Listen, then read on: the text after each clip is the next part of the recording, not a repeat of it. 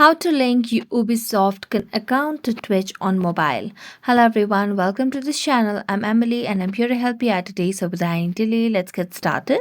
So first of all, launch your Chrome browser on your device and search for twitch.tv. Make sure that you have toggled on the desktop side by tapping on three dotted lines and then toggling off this option of desktop side.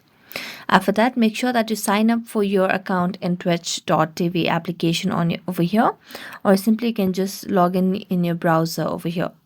Now, as you do that, you can tap on your profile at the top right corner of the screen. Then tap on the settings icon over here.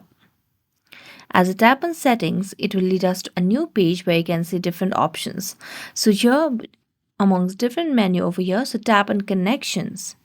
As you tap on connections, you can see different recommended connections over here from Steam, YouTube.